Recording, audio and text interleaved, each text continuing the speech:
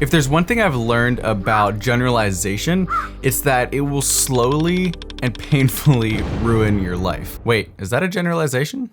Let's discuss what generalization is, and then I'll provide some solutions for this crisis that will help unlock new possibilities, happiness, and a much deeper sense of control in your life. I mean, like, sign me up, right? Generalization is where we delete information so that it fits better with what we know, so that it matches better with how we believe that the world should operate. Imagine you have a round hole and a square peg that you're trying to stick into it. Generalization chops away at that square peg and deforms it so that it fits into the hole the way that we think it should. These can be universal generalizations, such as she never listens to me or no one likes me. Necessity generalizations, such as should, shouldn't, have to, must, things like that. You might say something like, I'm sorry, but I have to go do this. That would be a necessity generalization. Or this could be a possibility or impossibility generalization. Something like, I can't do that, or I'm sorry, but like there's no way I can do that, or that's not possible.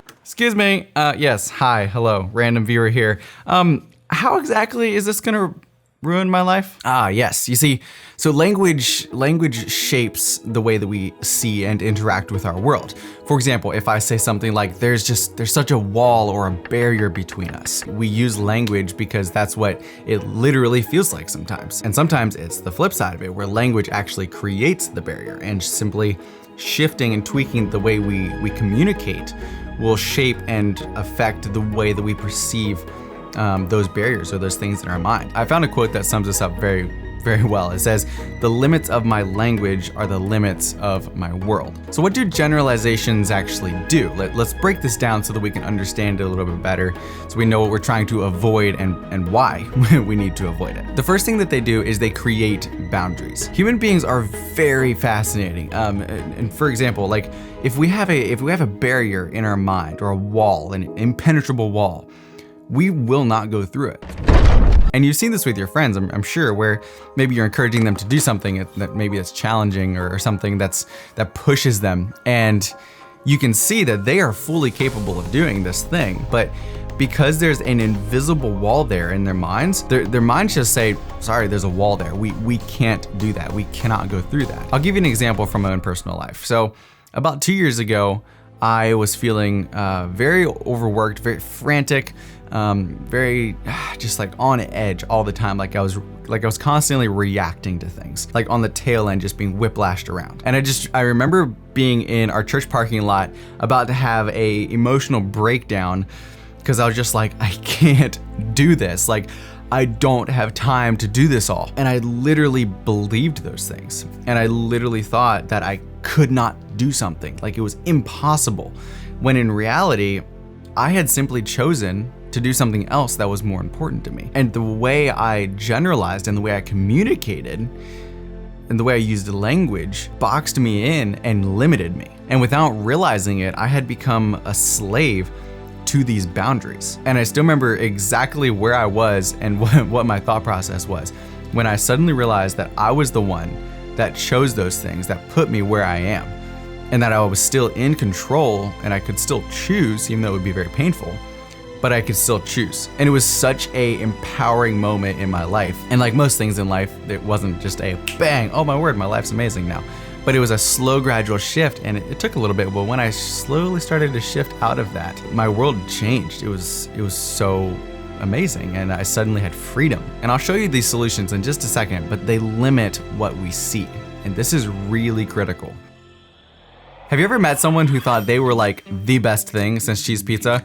I mean, like, it didn't matter what they did or what happened to them, they were just the best. They were awesome, and nothing that you could do or say would convince them otherwise. What allows them to do that is they've chosen to only see the evidence that backs up who they believe that they are, and to completely ignore the evidence that does not back that up, or to twist it and delete it until it does match. And perhaps the scariest part about this is that we actually do this quite a bit.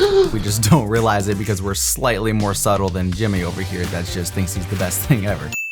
But that's what generalizations do, is they limit what you see. So for example, if you say, she's just impossible to talk to. Like, whenever we talk, we always argue. Well, what's gonna happen is you're going to find evidence to reinforce that generalization or reinforce that belief. And it creates a filter that deletes information that doesn't fit or it doesn't match up with what you believe. And that's kind of like, bad. And the areas where, this person actually is very workable or they don't argue, we cancel that out and we don't see it because it doesn't match. So we delete that information. And the last thing that generalizations do that we're going to talk about in this video very briefly is that they remove responsibility. And this is the scariest part about all of this because we pretend like we're the victims in this situation. Like we are a victim to our circumstances and we I'm so sorry, I can't do that.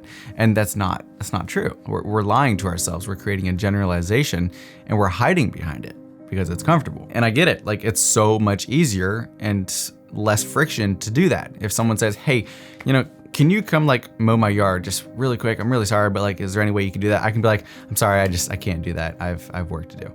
That's so much easier than saying, hey man, I'm really sorry, but I have other responsibilities that are a higher priority. That is harder to say because to them, if they hear, oh, I can't do that, it's just like, boom, there's a wall, okay, cool. But in reality, that's not what's actually happening. You are choosing what's more important to you. At first, people will buck against that just a little bit. Like they'll look at you a little weird. They'll be like, okay, thanks for being honest, but it's worth it because what will happen is they'll slowly begin to respect you more for your decisions. And sometimes it does hurt, but it gives us that responsibility and it gives us that control that we're the ones making the decisions in our lives. And that's really, really powerful. Now let's look at how to obliterate these generalizations. Because like I said earlier, if we can learn to do this, it will unlock new possibilities. It'll make us happier for one, and it'll give us just so much more control in our lives, which is really awesome. Like, okay, who doesn't want more of that, right? Like, sign me up. If generalizations delete information, then we have to learn how to resurrect that information. A great place to start with generalizations, especially universal generalizations,